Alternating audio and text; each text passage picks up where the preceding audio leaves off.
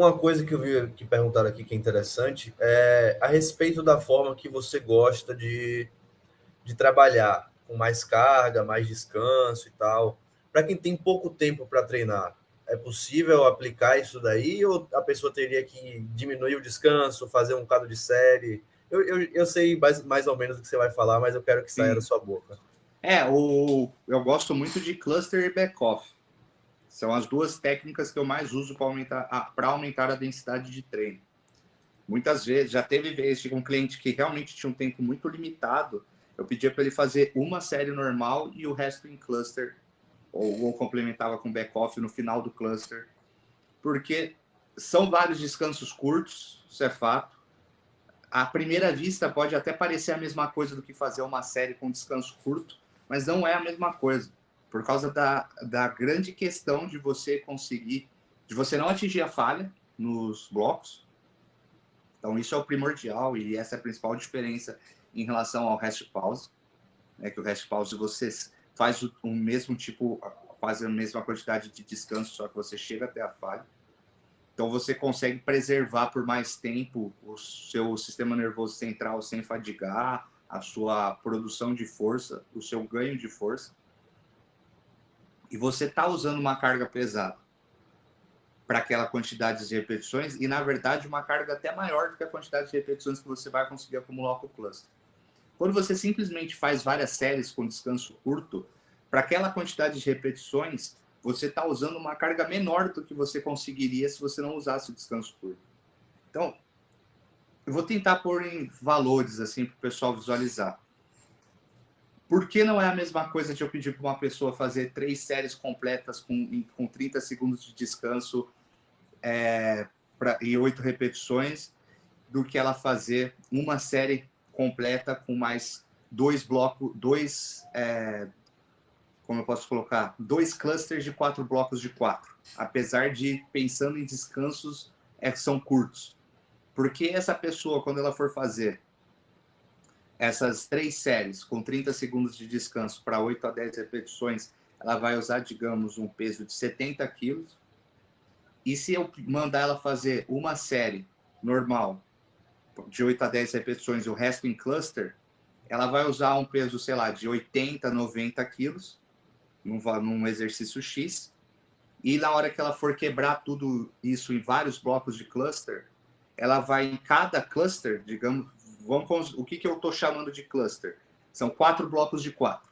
Então ela faz um cluster, ela fez 4 blocos de 4 com 20 segundos de descanso entre eles. Ela fez outro cluster, ela fez 4 blocos de 4 repetições com 20 segundos de descanso entre esses blocos. Então ela consegue fazer uma série de 8 a 10 com o peso que ela normalmente faz essa série de 8 a 10, porque é a primeira série, ela não está fadigada.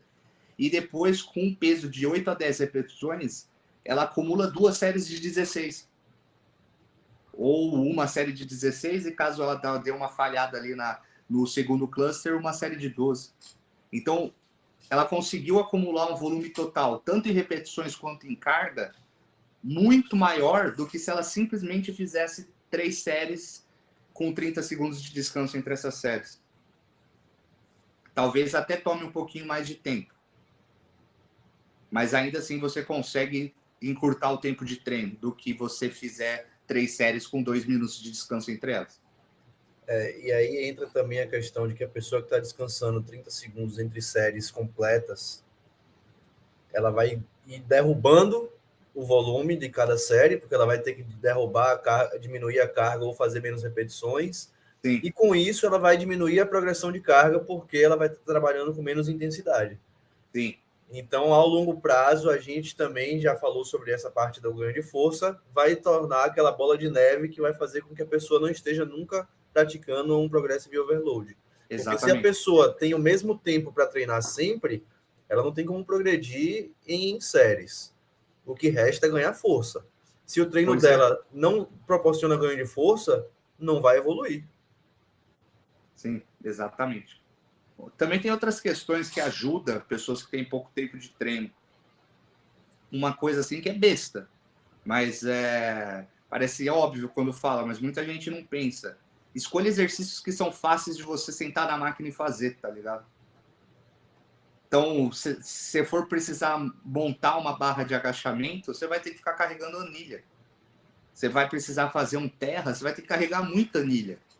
Até mesmo um supino na barra, se você for um cara mais forte, você vai ter que precisar ficar montando e pode não parecer, mas no acúmulo do tempo todo de treino, esses segundos que você gasta montando e desmontando coisa, pode ser, sei lá, 10 minutos no final do treino que você Sim. conseguiria economizar.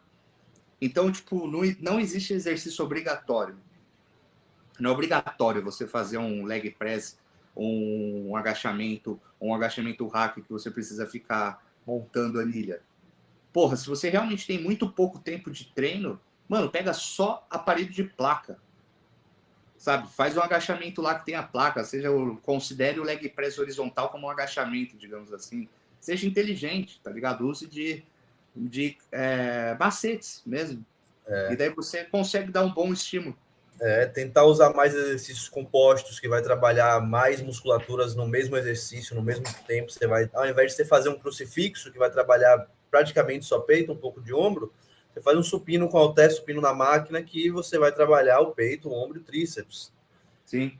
Evitar ficar usando muitos exercícios diferentes, tentar usar menos variedade, lógico, num certo limite, para que você trabalhe todas as porções, mas evitar variar demais os exercícios e usar poucas séries, porque senão você fica tendo que mudar de aparelho toda hora, você gasta mais tempo nisso também. Eu tenho uma visão alternativa em relação a isso. Se a pessoa fizer uma escolha inteligente de exercícios, igual eu falei aqui agora, ela consegue usar vários exercícios e daí ela vai conseguir fazer esses clusters de maneira efetiva, com uma boa carga, e vai conseguir acumular mais volume pelo seguinte Sim. motivo. Quando você muda de exercício, a sua fadiga acumulada ela é diferente. Claro que tem uma fadiga geral do músculo que você está treinando, mas você muda o exercício, você muda os feixes que estão trabalhando, você muda o vetor de força. Então, ter mais exercícios fazendo esses clusters facilita, porque o cluster ele vai ser dispendioso.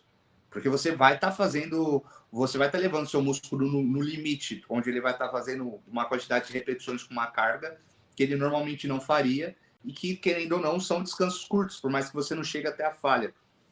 Então, se você organizar de maneira inteligente os exercícios que você faz no seu treino, você pode também caminhar por esse lado, assim. E eu também tenho uma visão, que eu não sei se você concorda muito com ela, que é que você também pode, mais para o final do treino, colocar técnicas que vão proporcionar mais volume. Só que a Sim. maior parte do treino vai ser focado ali em utilizar maior intensidade, maior descanso, pouca falha. E ali, vamos supor, se tem uma hora para treinar, nos últimos 15 minutos, ou seja, um quarto do treino, você pode diminuir um pouco mais o descanso, você pode usar drop set, você pode usar coisas que realmente vai acumular trabalho, só que não vai atrapalhar o resto do treino, porque se você faz isso desde o começo, aí você começa a perder rendimento, atrapalhar ganho de força, Sim. e aí realmente a longo prazo é muito maléfico. Mas no final do Ordem de treino eu não exercício, por tenho problema exemplo. com isso. Ordem de exercício, por exemplo, né? Pessoas que têm tempo disponível, pode fazer pré-exaustão, pode começar por exercício que quiser, às vezes ela quer priorizar isolados e tal, mas né, seguindo esse raciocínio, quais são os exercícios que têm menos chance de você perder performance quando se diminui um pouco o descanso para 1 minuto e meio? São os exercícios isolados. Então você deixa os realmente isolados para o final. E daí você coloca esses estímulos de estresse metabólico nesses isolados. Eu acho melhor até você, tipo, colocar a técnica avançada no final do exercício do que você diminuir muito o descanso nele. Então, Também se você acho. faz para compostos, você faz 2, 3 minutos de descanso. Se você for fazer uma rosca Scott, você vai conseguir provavelmente fazer 1 minuto e meio de descanso nesse exercício. E daí você faz isso. Outra coisa também é que o pessoal, a recuperação entre as séries, ela tem essa média, mas também vai muito do condicionamento dessa pessoa. Então, uma pessoa que ela fica muito tempo treinando só força, que eu digo assim, e eu tô falando isso porque aconteceu comigo. Na época que eu treinava, faixa de repetições até a 8, 6, ficar muito tempo nisso, daí que isso precisa ter um descanso mais longo, essa pessoa vai se descondicionando. Então, os 2 minutos que é um descanso bom, não dá para falar que é um descanso ruim, para essa pessoa se torna ruim. Ainda mais se essa pessoa for subir a faixa de repetições depois de muito tempo trabalhando daquele jeito. Então, por isso que a variação das faixas de repetições também é uma boa maneira de condicionar o corpo. Então, você não fica muito tempo trabalhando só com faixas de repetições baixas. E quando eu digo alta, é 12 a 15, tá? Não é o pessoal aí entender. Não estou falando para fazer 20 repetições e tudo mais. Porque isso tem a ver com a capacidade do seu corpo de produção de energia através da via energética do Sim. treino anaeróbio. E você só estimula isso condicionando o seu corpo a isso. Perfeito, perfeito.